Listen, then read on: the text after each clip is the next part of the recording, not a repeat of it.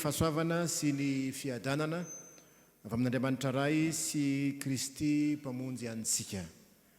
Alahady ny sampana sekoly lahady ity anio tia, nefa koa alahady izay tonanambavaka ny asa fampelezana ny baiboly amin'ny fikambanana mampely baiboly malagasy. Ny salamo fatelo amby telopolo dia avy nandehan'ny voalohany ka hatramin'ny faraky ambin'ny folo ao anatin'izany no akatsika ny afatry ny tompo. Mikasika ny amin'ny fiderana sy ny fiobiana ny fankalazana zay anisan'ny fanimpona zay asain'Andriamanitra ataon'ny fiangonana no resahana eto amin'ity salamo ity. Tsy voalaza moa izy nanoratra azy fa tena salamo fiderana izany anehoana ilay Andriamanitra zay mpitondra izao rehetra izao, ilay Andriamanitra zay marina amin'ny teniny, tsy mivadika amin'ny teniny, ary ny tenin'Andriamanitra zay mitoetra mandrakariva, tsy miova, izany no mbola mahatonga antsika hidera sy hanompo azy. Iza no asaina midera sy makazan'Andriamanitra? Ahoana ny endriky ny fankalazana an'Andriamanitra ary inona no antony hiderana an'Andriamanitra? Izany no izahana valiana ao anatin'izao toriteny izao. Midera miobio an'i Jehovah ianareo ry olo-marina hoy izy, fa mendrika hataon'ny olo-mahitsy ny fiderana. Ny olo-marina, ny olo-mahitsy, reo no asain'Andriamanitra midera azy. Dika zany ny fiderana an'Andriamanitra zany zavatra mandehandeha ho azy akory, fa efa nisy dingana narahana atao. Raha miantso ny mpanota Andriamanitra dia miantso ny mpanota mba haninona moa? Mba hibebaka, fibebahany. Ary rehefa tonga mibebaka ny olona anankiray dia tonga marina amarin'Andriamanitra izy. Ary rehefa marina izy, olo-marina izy, dia manitsy ny lalany. Le olona hoe mahitsy eto dia toetra zay mendrika eo anivon'ny fiarahamonina. Olona mahitsy, olona tsy mibilibiloka toetra. Ary olona tahaka izany no asain'Andriamanitra midera azy. Tsy marina ny fiderantsika raha tsy olona marina na neken'Andriamanitra ho marina isika. Zany hoe ny olona midera an'Andriamanitra zany, ny olona manompo an'Andriamanitra, ny olona mihira ao an'Andriamanitra, dia olona tonga efa niaona tamin'ny tompo aloha izy, efa nibebaka izy. Ary zany fibebahana zany dia tena miantraika eny amin'ny fiarahamonina ka tonga olona manana toetra tsara eny amin'ny fiarahamonina izy. Zany no olona miderin'Andriamanitra eto. Mahatonga ny mpasalamy teny mandrakariva hoe eo amin'ny fivorian'ny marina ny fiangonan-dehibe, fivorian'ny marina. Marina fa olona mpanotsika sa manana ny fahalemeny sy ny fahadalany tsirairay avy, faneken'Andriamanitra kosa izay olona amanaiky, izay olona vonina, hiova, vonina hankatoa, zany hoe olona marina, izay Andriamanitra dia midera azy. Efa niaona tamin'ny tompo, efa resy lahatra ny tompo. Ka alohan'ny hiderana an'Andriamanitra dia manontany tena aloha hoe marina ve, mety tsara ve ny fifandraisako amin'Andriamanitra? Mahitsy tsara ve ny lalako? Samy bilibiloka ny lalako? Fa ny fiderana an'Andriamanitra marina dia manomboka ao amin'ny fo, manomboka ao am-po, mitoy eny amin'ny fiainana andavanandro, dia avy eo mipoitra amin'ny alalan'ny feo zany ny fiderana an'Andriamanitra amin'ny endrika maro samihafa, amin'ny hira, amin'ny zava-maneno sy ny sisa. Asa indrindra no anton'izao fiderana izao. Ny fiderana dia mendrika ny olona eken'Andriamanitra. Eken'Andriamanitra isika hanao zany, dia midera an'Andriamanitra ato an-tranony. Ary ny olona midera an'Andriamanitra dia olona tsara fitondratena any amin'ny fiarahamonina. Zay no resahany voalohany eto, olona marina fa mendrika ataon'ny olona mahitsy ny fiderana. Ny fiobiana resahany eto dia ilazana ora-koram-pifaliana, ora-koraka. Zany mihitsy ny resahany eto, satria mahatsiaro ny fitahian'Andriamanitra raha miteny izany ny soratra masina dia ny atao hoe orakora-pifalinana ny fiobiana dia feo avo vokatry ny fandresena na ny vali ny asa lehibe izay nataon'Andriamanitra ary ny olo-marina mahatsapan'izany, ny olona notahina mahatsapan'izany dia mioby an'Andriamanitra, midera an'Andriamanitra, misy endrika maromaro resahana eo, mihira miaraka amin'ny zava-maneno, mioby manao orakora-pifaliana, midera, samy manana ny heviny avokoa ireo ao amin'ny soratra masina fa anjaran'ny fiangonana zany, tena asan'ny fiangonana ny miderin'Andriamanitra. Ka dia alohan'ny hidirantsika amin'ny hoe ahoana ary nenitra amin'ny fiderana zany, inona no antony dia anao hira anankiroa avy hatrany aloha, ny antsa, hira ny fangatahana ny fanahy masina ary hira fangatahana ny herin'Andriamanitra mba anana hijoro tena sa hijoro ho vavolombelon'ny tompo.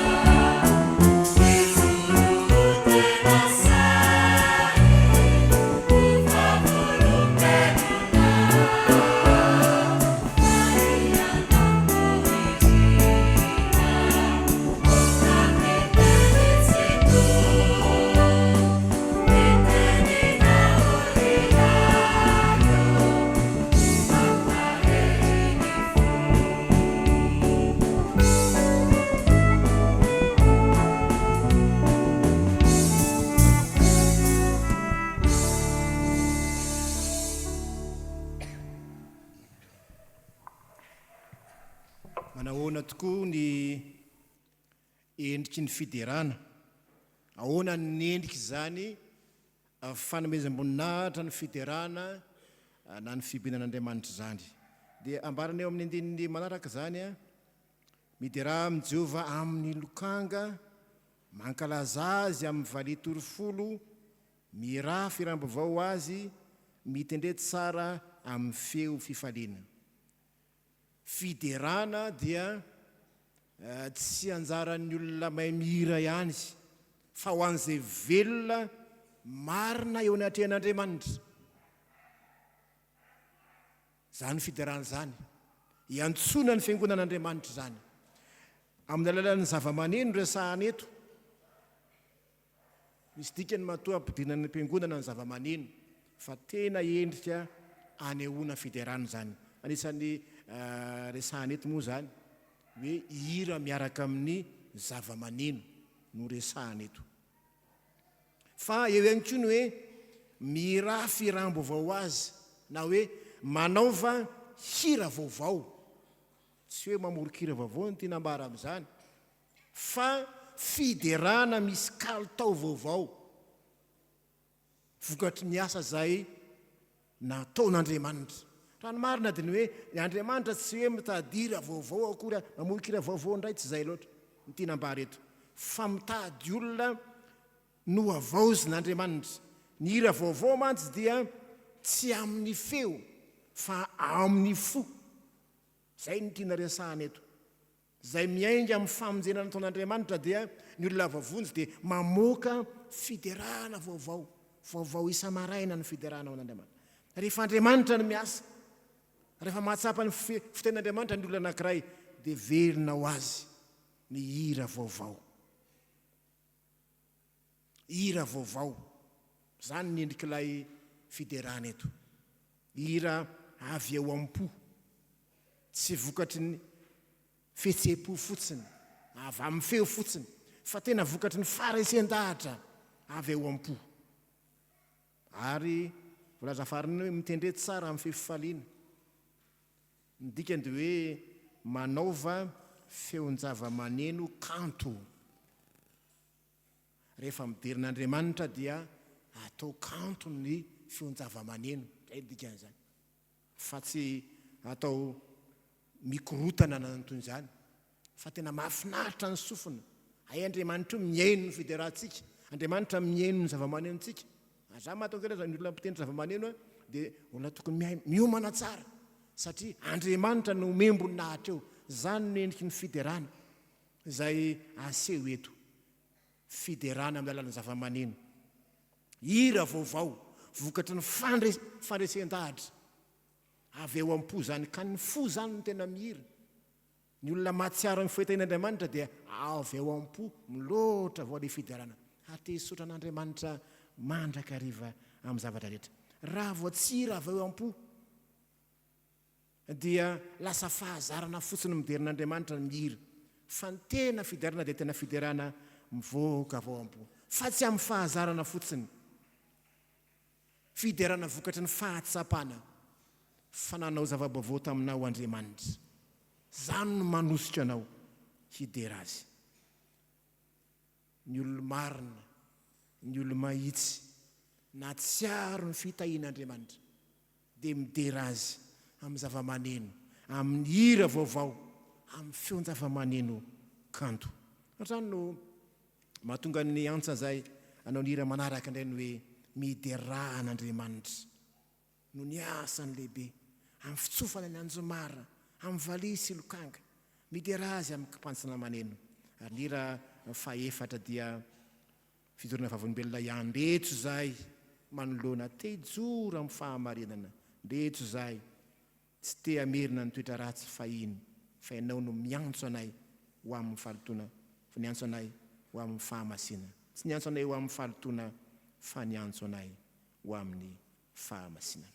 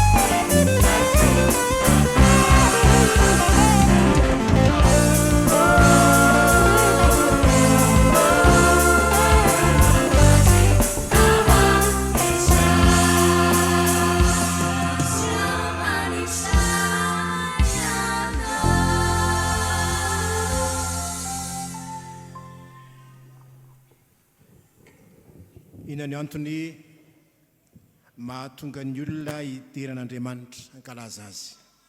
Misy antony maromaro ry havana resahana eto. Indrindra ny faefatra sy ny fahenina ary ny fahasivy dia ny antony mikasika ny tenin'ny Jehova. Famahitsy ny tenin'i Jehova ho ny andinin'ny fahenina, faefatra. Tenin'i Jehova nanaovana ny lanitra, andinin'ny fahasivy. Fa izy no ny teny dia ary zany. Izay no ampirisia ampanao salamana hoe mideran'Andriamanitra fa zany no asan'ny tenin'Andriamanitra, tenin'Andriamanitra mahatoky mahitsy. Zany hoe ny tena hoe mahitsy dia tsy milakolaka, tsy mandainga, tsy miovaova. Ary ny hoe mahatoky dia tena azo ianterana tanteraka. Midika izany fa rehefa Andriamanitra no miteny dia tsy misy elanelana eo amin'ny tenin'Andriamanitra sy ny asany. Any hoe izay lazainy dia ataony avy hatrany. Tsy matahaka ny olona indraindray. Ny olona dia mety miteny androany fa mety afaka 5 taona vao tanteraka ny teniny, vao ataony ny teniny. Fampanentanana poakatsy izany, miteny fa tsy manatanteraka. Fa Andriamanitra kosa, Andriamanitra tsy mandainga.